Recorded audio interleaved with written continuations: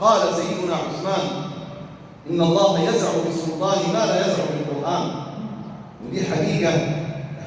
يعني تخيل لو ما فيش مرور خالص في الشوارع، تخيل لو ما فيش أي أكمنة للمرور، ماذا سيفعل الناس بعضهم في بعض؟ تخيل يا أخي، إذا كنا نخاف من الرادار على بعد كيلو متر، نحط الحزام ونمشي بالراحة، وبعد ما يجي ظهرنا يا مولانا نرمي الحزام كده ونفتح. يا مولانا، دي حقيقة كلنا واقعون فيها، كلنا واقعون فيها. وإذا كان المرور موجود في الشارع وأحيانا ترى أحدهم يمر مخالفا وفي وشك مخالف، وإذا قلت له ما يصحش كده يشتمك، أنت الغلطان مشهور وهو المرتكب الخطأ.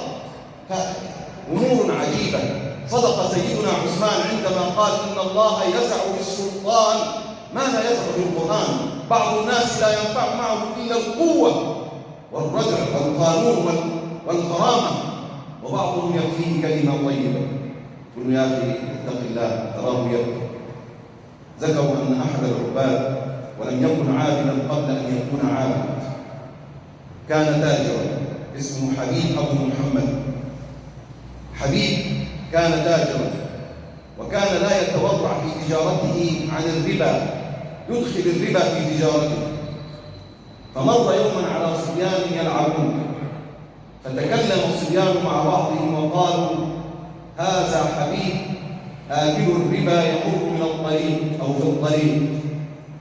فجاءت الكلمة وقعت في نفس الرجل موقعا، وبكى وذهب إلى بيته وجلس يشكو إلى الله وقال: يا رب، أفشيت سري إلى الصبيان يسخرون مني. يا رب، يا رب، إني أسير عندك، وإني أفدي نفسي من الأسر بمالي كله أخرج منه ابتغاء مرضاتك.